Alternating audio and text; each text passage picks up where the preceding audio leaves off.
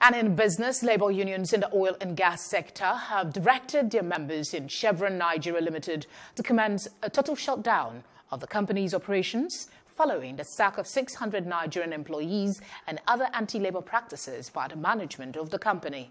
The unions, National Union of Petroleum and Natural Gas, NUPENG, and the Petroleum and Natural Gas Senior Staff Association of Nigeria, PENGASSAN, gave the directive in a joint statement on Sunday.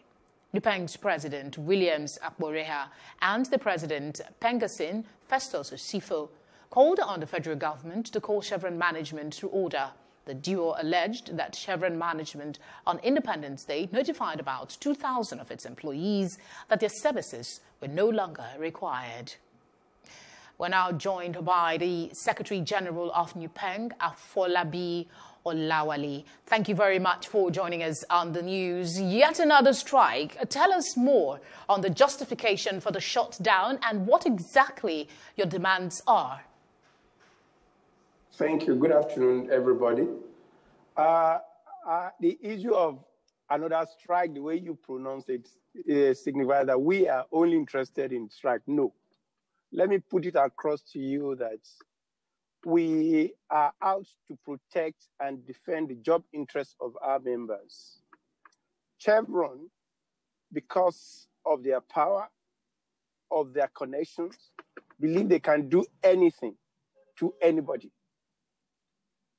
They woke up one day, and quite unfortunately, on the 1st of October 2020, while we were all celebrating the 60th anniversary of our nation, they decided to ask all workers in their establishment to resign their appointments and reapply.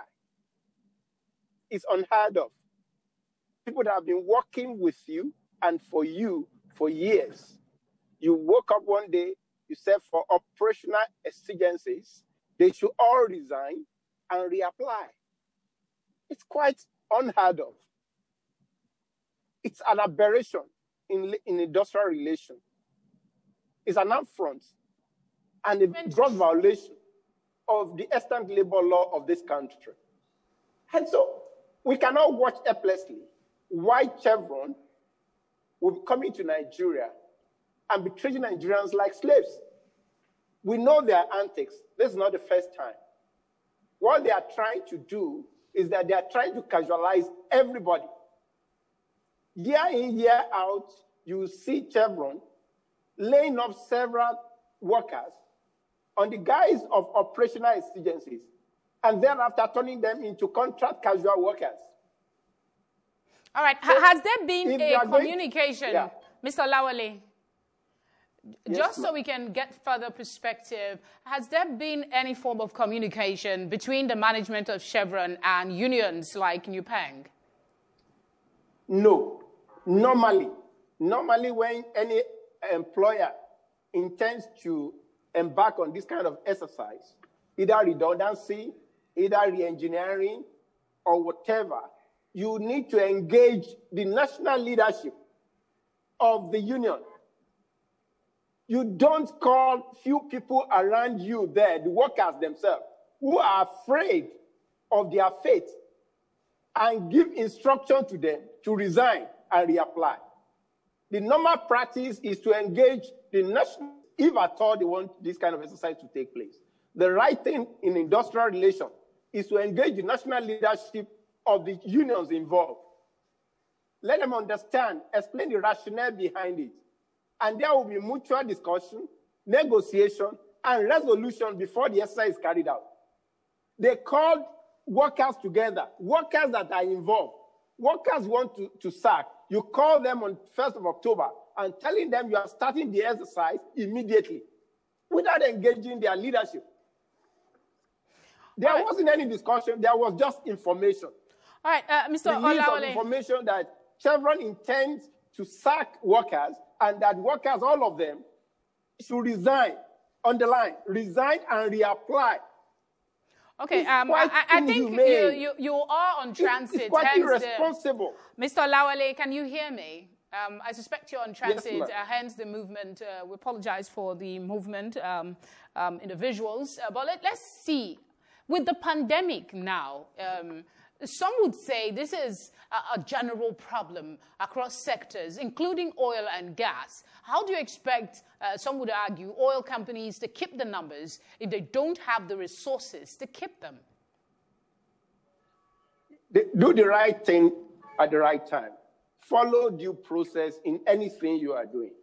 We are talking about human beings. We are not talking about machines. We are not talking about tools. We are talking about human beings that have families as well, that are also experiencing the impact of the pandemic.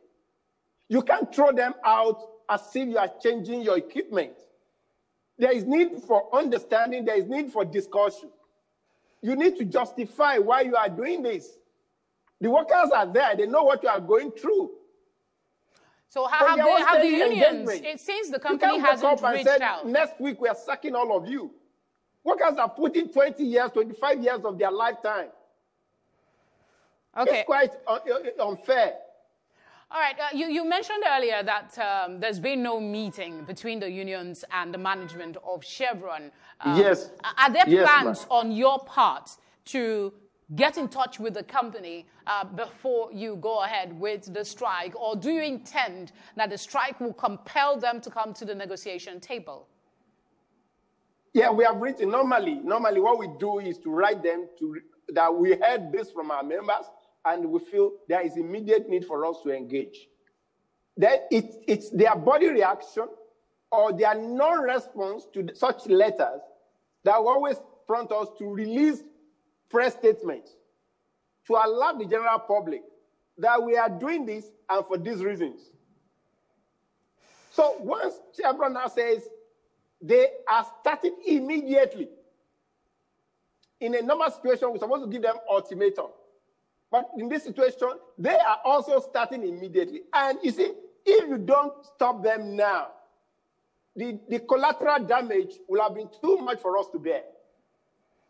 All right. I'm afraid that's the much time will permit us. Thank you very much, Mr. Afolabi Olawale, for your time on the news. We hope there is a peaceful resolution that won't affect the oil and gas sector.